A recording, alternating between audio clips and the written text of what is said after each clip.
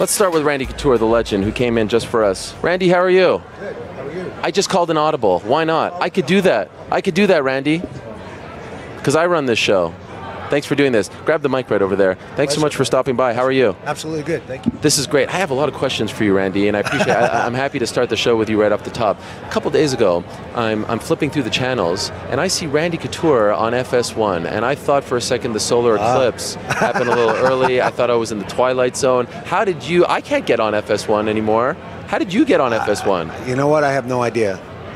What do you mean you have no idea? They reached out to us. They kidnapped you? I'd be interested in doing a couple of their talk shows, and of course, and I haven't been back literally in 5 years. Yeah. So it was cool to go back and see everybody there and be back in the green room and the whole thing. It was fun to do those shows. Those shows are interesting. They're intriguing. They ask a lot of interesting questions. So it was good. But honestly, I don't know how that happened. Perhaps it was an olive branch. Perhaps you'll be doing more. You should be on there. I would be happy to. Okay. I enjoyed working there when I worked there. It's something that I do enjoy. I think giving a fighter's perspective, I think we see things that other people don't see. So, how do you feel about this? Because building up to this fight, we've been talking about you versus James Toney. Yeah. That was so much fun to cover. Of course, it was the reverse.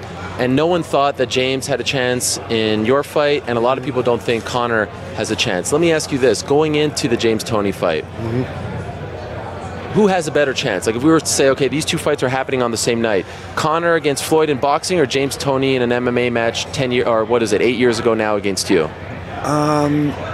It really depends on the combatants. I wasn't going to play James's game. I had respect for James's ability as a boxer. This is an MMA engagement. I wasn't going to stand around in front of him and see how hard he hits and see how good he rolls his shoulder and throws that hook. Or, I mean, there are a lot of other pieces to MMA, and I want to see how he's going to do in those situations. This is the opposite of that. Conor, his striking style is from more traditional martial arts. He does a lot of spinning kicks and spinning fists, and he's not a traditional boxing or Western boxing type striker. And now he's engaged in a purely boxing competition where that footwork and that timing and that hand speed and all that stuff comes into play. And he's fighting arguably one of the best defensive boxers we've seen in 20 years. Yeah. Does he have a chance? Absolutely. He's got a couple things going for him. He's unorthodox. He's a southpaw and he's unorthodox. He's not going to throw things like Floyd has seen coming at him for his entire career. He's young and he's big for this weight class. So those things, I think, go in his favor, but still at the end of the day, Floyd's going to do what he's going to do. He's going to be elusive, he's quick, he's got great hand speed, he's got great head movement, he's going to be hard to hit, and the harder you chase him, the more you seem to get hit. That's how I see this fight going. Are you surprised that Dana and company allowed this fight to happen? You tried to do the Fedor fight. I know that's different. It is different because I'm not protected by the Muhammad Ali Act. When Floyd Mayweather got his boxing license and got his boxing number, he became protected by the Ali Act. Sure. They realized at that point they couldn't stop him from doing this. You mean Conor? Conor. Okay. I said, yeah. I'm sorry. Maymac. Yes. They've kind of blended into one, haven't they? It has. It's very strange. Do you think that's the only reason why they let this happen? They did a complete 180. Yeah. Stripped him of his title, were harassing him because he was talking about this fight. That's right. And then when he got that boxing license, they did a complete 180. They saw the opportunity to take some of that money, to make some money off of this thing, and they realized they couldn't stop him. I'm not sure why, because he's educated. He knows that he's protected. I'm not sure why he let them in. You think that would have flown? I mean, they could have sued. They have a contract with him, right? 4 fights left. That contract is null and void. In boxing? By his protections under the Ali Act. Really? It's written right in that contract. You cannot box, wrestle, grapple without our express written consent. But the second he got that boxing number, he fell under the protection of the federal legislation that's written in the Muhammad Ali Act that doesn't allow that exclusivity. By a promoter. So why didn't you try to box Fedor when you tried to fight him? Why didn't you go around them? I'm not a boxer. I know, but both of you together, it was such a big deal. It was a big deal. And I honestly, back then in 05, 06, I didn't understand what the Ali Act was. Okay, fair enough. I didn't understand, and again, I'm an MMA fighter, I'm not a boxer. I didn't realize that going and getting a boxing license created some protections for me that I don't have as a mixed martial artist. Okay, fair enough. Now, where do things stand with the Ali Act? Because you're one of the few who actually puts his money where his mouth is. I know that's not the best analogy, but you get what I'm saying. A lot of people talk about Ali Act and Association. No, you actually do the work. Heavily involved with the Mixed Martial Arts Fighters Association, the MMAFA. Yeah. We've been to D.C. almost every month for the last 9 months, with Mark Wayne Mullins' help spearheading this, who was an MMA fighter. Tried out and was going to be on the Ultimate Fighter, so he understands perfectly well what these contracts look like and how this all fits together. Oklahoma, right? He's from Oklahoma? Yeah, he is. Yeah.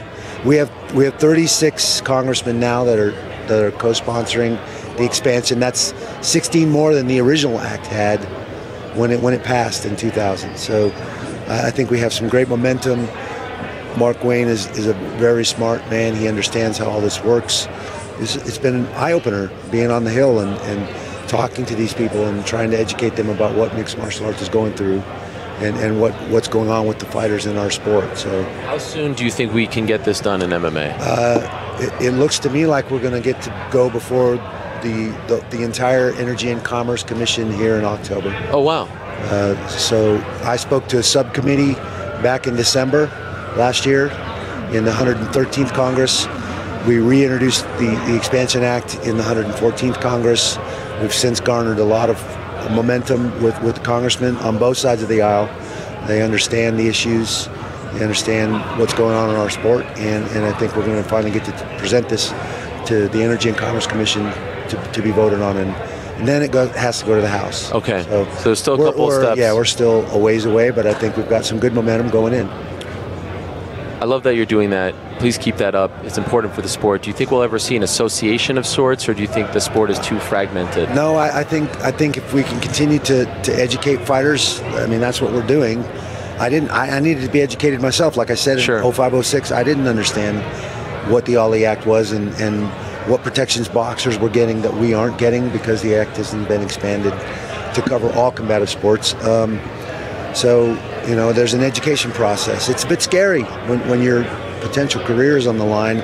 I can't imagine what Curt Flood was going through in baseball when all this was going on in baseball and they were trying to form a baseball association, for the players. Right.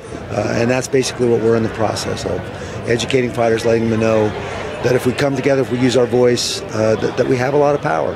And we need to use that power to create some transparency in our sport, to allow us as athletes to get some of the things we need: healthcare, retirement plans. I mean, there's a lot of issues in our sport right now for the fighters. We're not getting our fair. The revenue that comes into our sport, we're getting a very, very small percentage of that, and that there's not another professional sport like it. Do you think Conor is opening some of those doors? Maybe he's certainly shedding a light on it, in this, and him going out and getting a boxing license. Diaz went and got a boxing license too. He's certainly shedding a light on some of these issues and what's going on and the difference between. I've been asked that since I started in '97. Why don't you make that kind of money? What's the difference between boxing and MMA? And I didn't understand or really know how to answer that question back then. I have a better idea now what the difference is. There was a point where you were making a lot of predictions about UFC fights, and you went on like a crazy streak of getting all kinds of. It was amazing. 97%. Yeah, it was nuts. So your crazy. Prediction is the only one I care about for this fight. Can Conor do it? Can he pull it off? What do you think? He can. I think he's got a fighter's chance in this. Sure, he's an amazing athlete. He's a great mixed martial artist. Is he a great boxer? I don't know. But what if he goes in there and just tries to play dirty as a martial artist, hit him in the elbow, hit him in the shoulder, just frustrate him? I think he has to do that. Yeah. I think he has to do that. He has to do those unorthodox things that most boxers aren't going to do. That's one of his advantages. So wait a second. Are you picking Conor? Is that what's happening here? I think Mayweather's going to win this. I think it's going to be a 12-round typical Mayweather performance. Fight? It has that potential. Really? Floyd is that elusive. He's talking about, I need to be the aggressor because of the Pacquiao fight and all these things. I get it, but I just don't. He's 49-0 for a reason. Right. He knows what he's good at. He knows what's gotten him to that point. Everyone's, it's a fix. He's going to throw the fight so they can make more money and do it again. I do not see that. He's not going to risk that one loss, right? No. Why would he? He's already making a ton of money. Yeah. How much 150, more? 200. Yeah. So what's the crazy. point? Do you think that it would be a massive disaster for boxing if Conor wins, or do you think that people view this as just sort of a one-off and not really a victory for MMA because it's boxing? No, I think there is. I mean, I felt that kind of pressure when I fought James. You did. You know, like you were representing absolutely. the sport. I was representing my sport. I think boxing has more to lose in this engagement than we do. Even if it goes 12 rounds and Mayweather gets a decision, I still think that's kind of a win for us. A moral victory. They comment on how bad our striking is and oh, we'd knock you out and all these things. I've heard this stuff since I started in '97, 20 years ago. Yeah. So I get that. I understand where they're coming from. I understand what they're analyzing and looking at. I don't think they understand what it's like to step in that cage when somebody can kick you, take you down, elbow you, hang on to you and punch you, do all the things that we do in MMA that you have to be ready for. It changes. It's not the same sport. There are a ton of similarities. It's still an individual combative sport, don't get me wrong, but technically it's not the same thing. Striking changes. Your stance changes. All these things change when all these other things are a potential threat. Randy, your insight is second to none. I really appreciate it. You're doing great stuff with Hawaii 5-0, right? Thank you. I had a lot of fun with that. My fourth episode. Yeah, great stuff. You're crazy character, but he's fun. You're an amazing ambassador for this sport, and especially the fact that your fighting days are over, but you're still fighting for the younger guys, I think speaks volumes to who you are and your character. So thank you so much for that, Randy, and thank you for stopping by, making the check. Everyone's gonna attack you now back there, so get ready for that. But let them know who brought you here, all right? Yeah, absolutely. There he is, the legend Randy Couture. We appreciate his time greatly joining us here this morning. You can just walk off, Randy. That's what we do here. We don't take commercial breaks. It's kind of on the fly. There he goes, Randy Couture, the one and only, the former UFC champion, Hall of Famer, legend.